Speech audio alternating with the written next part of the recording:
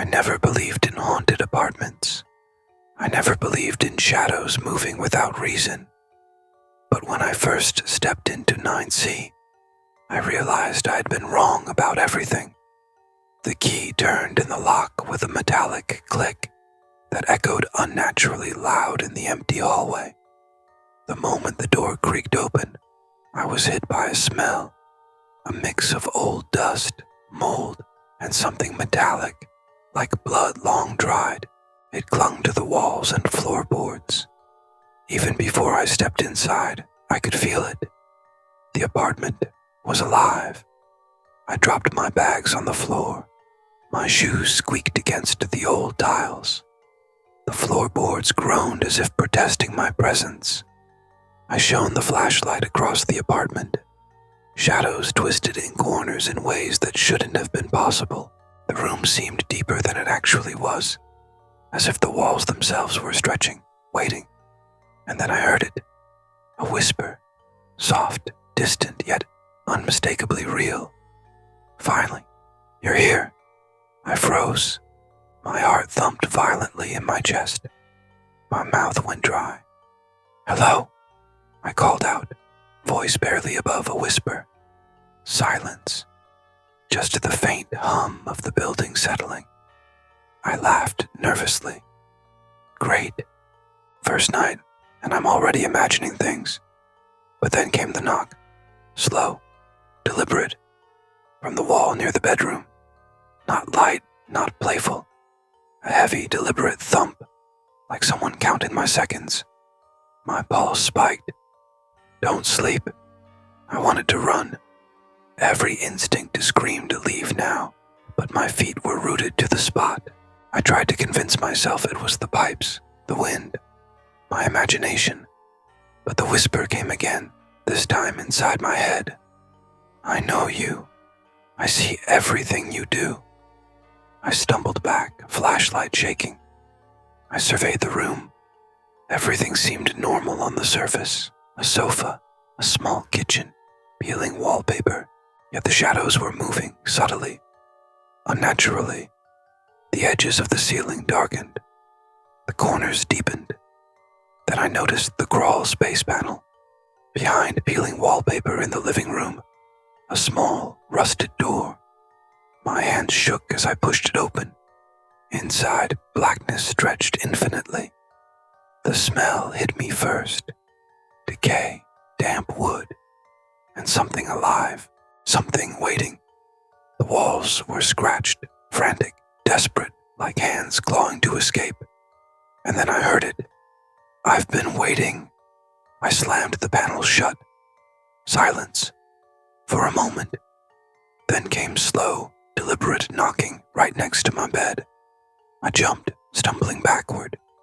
The whisper followed, insidious, inside my skull. I see you. I see your fear. I didn't sleep that night. Every creak, every groan, every whisper made my skin crawl. The apartment was not just haunted. It was alive, patient, hungry. By morning, I realized that if I wanted to survive, I had to understand it. Whatever lurked inside 9C, it was intelligent. It was watching me, waiting, and it was learning. I spent the day cautiously inspecting every corner. Light didn't behave normally. The shadows in the corners seemed thicker, almost physical. The crawl space panel, even after being closed, seemed to pulse slightly, like a heartbeat. My anxiety spiked every time I approached it. I left salt around it, a circle for protection. Though I didn't know if it would work, at night I lit candles. Whispering returned, softer, mocking. You can't hide. I know where you are. The scratching began again, faint at first, then louder, moving across the walls. The apartment seemed to breathe around me. I could hear it moving just beyond the edges of my perception. I realized, in a sinking moment of clarity, that the building had chosen me. It had been waiting decades for someone new. And now, that someone was me. By the end of the night, I was shaking uncontrollably. flashlight clutched like a lifeline. My thoughts ran wild. I knew I couldn't run yet. I had to uncover the secret of the crawl space. But I also knew, deep down, this was only the beginning. That night, back at a friend's apartment for some relief, I swore I heard scratching, faint, coming from inside the walls. I'm still here, waiting. I hadn't slept properly since I moved in. Every sound seemed amplified, every shadow stretching too far, lingering too long. I told myself I was imagining things. I told myself old buildings creak, floors groan, pipes settle. But by the time night fell, I realized that something else was happening. Something alive. Something watching. I set up a candle on the kitchen table, salt around the crawl space panel, flashlight in hand. My hands shook as I lit the flame. Shadows from the flickering light danced along the walls, unnaturally long, impossibly twisted. The air grew colder with each passing minute, as if the apartment itself was breathing. Then the whisper came, soft, deliberate, inside my head. You shouldn't be here. It's too late. I froze. My breath hitched. I spun the flashlight around, illuminating the corners of the room. Nothing. Yet the whisper continued, mimicking my own voice. John, help me. The scratching began, slow, methodical, moving across the walls.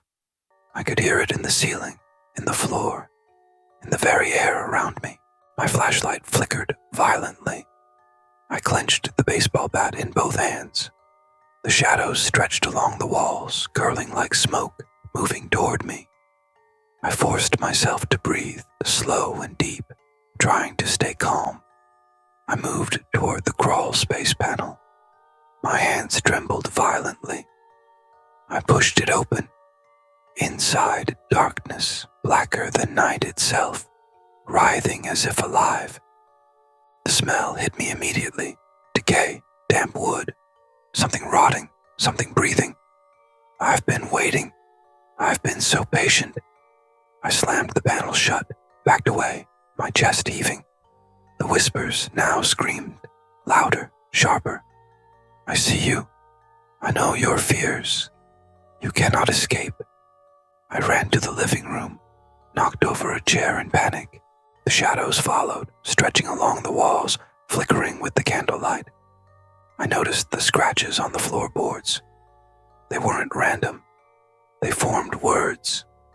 Run or stay. It doesn't matter.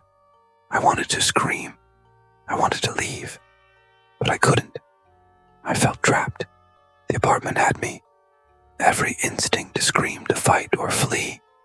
But I was frozen in fear. Hours passed. Or maybe minutes. Time didn't exist. Every sound, every flicker of light, every whisper seemed to last forever. The shadow manifested briefly near the corner of the room. A writhing, tall, faceless figure, edges twitching, almost liquid. It didn't move like a person. It slid, slowly, deliberately, testing boundaries, feeding on fear. I remembered the salt circle. I stepped inside, chanting protective words I barely knew. The shadow recoiled slightly, hissing, twisting, almost tasting my terror. Then it lurched forward, passing through the walls, the floor, the ceiling, in ways I couldn't comprehend. My eyes watered. My breath caught in my throat. Suddenly, the whispers became my own voice, repeating my thoughts, my deepest regrets, my worst fears. You can't escape. You will never escape. You are mine. Panic overtook me. I ran out of the apartment into the night, leaving the candles, leaving the salt, leaving everything. I didn't stop until I reached a friend's apartment 2 blocks away. For hours I couldn't speak. My hands shook, my vision blurred, my heart raced uncontrollably. And then, faintly, I heard scratching, not from my friend's apartment, but inside the walls. I'm still here, waiting. I collapsed onto the couch, tears streaming. I realized something horrifying. It wasn't confined to the crawl space anymore. It wasn't bound by walls. It had learned me. My fear was its playground. My thoughts, its domain. I didn't sleep that night. Every sound outside, every shadow along the street, every flicker of light made me jump. I understood then. I could not escape. It would wait. It would follow. It would always be there, patient, eternal, feeding on my fear. And deep down, I knew that this was only the beginning. I knew I couldn't ignore apartment 9C any longer. Sleep had become a distant memory. Every creak of a floorboard, every gust of wind, every flicker of light made my heart hammer against my ribs. I had to confront it. I returned to the apartment under cover of night.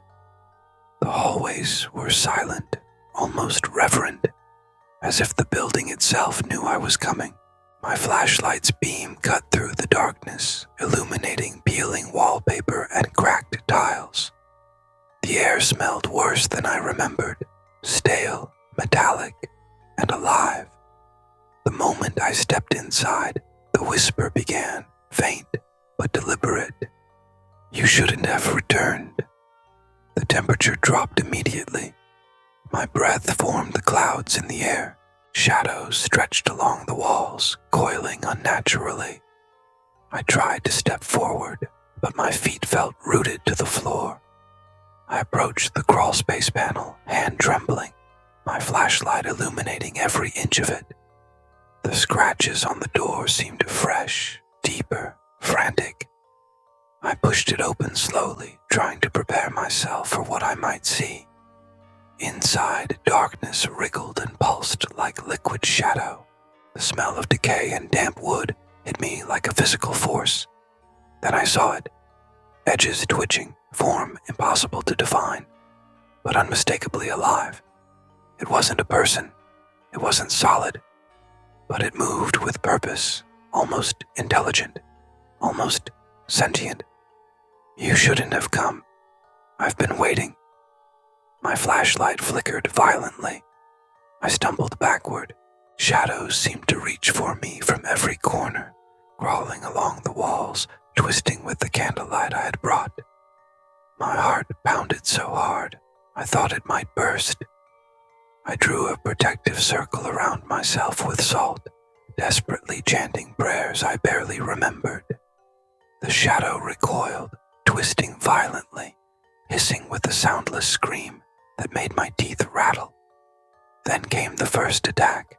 Objects flew off shelves as if an invisible hand had thrown them. A chair tipped toward me, then froze mid-air, suspended in defiance of gravity. I swung my flashlight, hitting nothing but the cold air. And yet, the sense of impact, the pressure against my hands, was real. The whispering intensified, forming words I could barely comprehend, echoing in my mind. I see you. I know your fear. It belongs to me. I realized in a horrifying instant that it was inside my mind now. Not just the apartment, not just the crawl space. It was inside me, twisting my thoughts, amplifying my terror. Hours, or maybe minutes, passed in this distorted nightmare. Time seemed to stretch infinitely. Every whisper, every shadow, every scraping sound amplified the fear that had taken root in my chest. Finally, the shadow recoiled, retreating into the crawl space, leaving behind fresh gouges on the walls and floor. I collapsed to the floor, trembling, gasping for air. My flashlight rolled away, illuminating faint scratches on the floor that weren't there before. I'll wait, always, until you return. The words seemed to echo in my mind long after the shadow had vanished. I realized that survival wasn't victory. It had learned me, studied me. This confrontation was temporary. a mere taste of the horror that had chosen me as its prey. By the time I staggered out of the apartment, dawn was breaking. The hallways were empty, the world oblivious. But I knew it didn't care. The apartment, the shadow, my fear, they were now bound to me. And one day, it would return. That day could be tonight, or tomorrow, or years from now. But the thought alone made my blood run cold. I knew I couldn't run anymore. Every night, every city, every motel, it had followed me, not physically, but through whispers, shadows, scratches in the walls. My fear was its food, my mind, its playground. That night I returned. I had no plan, no backup, just the bat in my hands, candles, salt, and a flashlight. The hallway outside 9C was silent, almost reverent, like it had been waiting for me. My breath came in ragged gasps. The key turned in the lock with a metallic click that sounded louder than ever. Inside, the apartment was darker, colder. The shadows stretched along the walls, thickening, moving unnaturally. A whisper reached my ears, inside my skull, not from the walls. You cannot escape me. You cannot hide. I stepped further, salt at my feet, candles flickering. And then it appeared, fully this time. Not hiding, not in fragments. A towering, faceless mass, edges writhing like smoke, devouring the light. Its presence pressed against me, heavy and suffocating. Objects flew across the room, as if an invisible hand threw them with precision. The air grew icy, so cold that every breath burned my lungs. My flashlight flickered and died. Darkness swallowed everything. The whispering in my head intensified, repeating my deepest regrets. Every insecurity, every fear I had tried to hide even from myself. You will never escape. You belong to me. I swung my bat blindly, striking nothing but the empty air. The shadow moved faster than thought, passing through walls, floor, and ceiling, a fluid, unstoppable force. My heart pounded so violently it felt like it might explode. I scrambled, chanting prayers, repeating protective phrases, throwing salt in desperation. The shadow recoiled slightly, hissing a soundless scream that echoed inside my chest. I realized then it was feeding on my fear, growing stronger with every heartbeat, every tremor of terror. Hours blurred, minutes stretched into eternity. My candle burned low, flickering shadows across the ceiling that seemed alive, whispering my name, mocking me. Suddenly, a force slammed into me, knocking me to the floor. My head struck the corner of a table. Pain exploded in my skull. I tried to get up, but the shadows were all around me, moving impossibly fast, twisting reality itself. Then, just as suddenly, the shadow recoiled, retreating into the crawl space with a final hiss, leaving behind deep gouges in the floor and walls. The whispers continued, soft now, patient. I'll wait, always, until you return. I collapsed onto the floor, exhausted, shaking, unable to comprehend what I had just survived. I understood the truth. Survival wasn't victory. It had studied me, learned me, fed on my terror. Every instinct screamed that this confrontation was only temporary. One day I would make a mistake. One day I would fall asleep, and it would claim me completely. I staggered out into the dawn, trembling, flashlight in hand. The hallways were empty. The city outside was indifferent. But I knew better. The apartment, the shadow, my fear, they were all bound to me. And one day, it would return. I ran, not walked, not cautiously stepped. I ran like my life depended on it, because it did. Apartment 9C wasn't just a building anymore. It wasn't even the shadow. It was inside me, feeding on my fear, learning me. Every heartbeat, every tremor, every thought. It knew. I didn't look back. The city streets were empty, the night silent except for my own ragged breathing. I found a cheap motel on the outskirts, flickering neon sign, stale cigarette smell, and a lingering hint of bleach. Room 12. First floor. I paid without a word and locked the door behind me. Inside, I checked the salt I carried, spread candles around the room. Flashlight ready, I tried to breathe, to think rationally, to tell myself I had survived. But as soon as I closed my eyes, the whisper returned. You ran, but I can always find you. I see your fear. I bolted upright. The shadows along the walls seemed to pulse. The air grew cold. My heart slammed against my ribs. Every instinct screamed escape, but I realized something horrifying. It didn't need the apartment anymore. It was in me.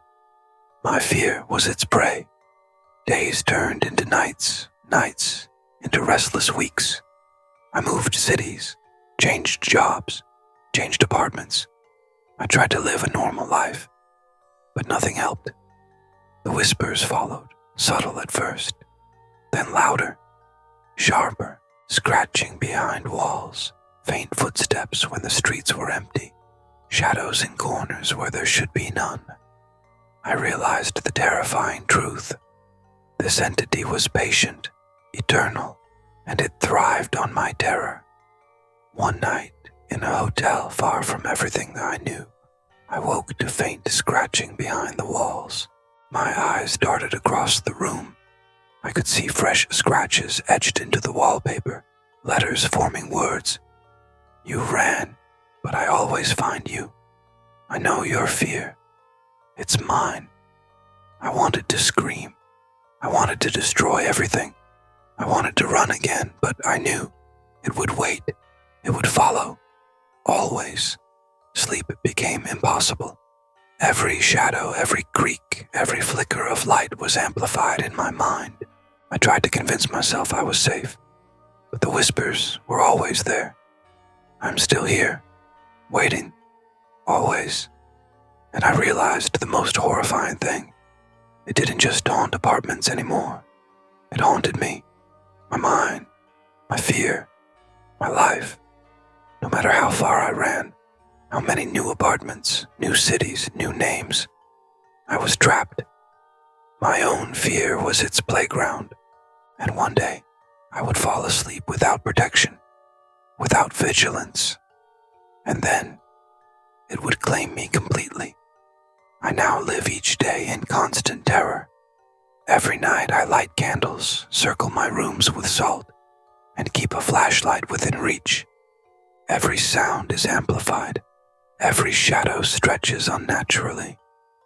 And every whisper reminds me of the inevitable truth. I will always find you. I know your fear, and I will wait. Always. The apartment, the shadow, the fear. They are patient, eternal, waiting, and I am helpless, trapped in a nightmare that doesn't end, a story that doesn't close, a fear that doesn't die.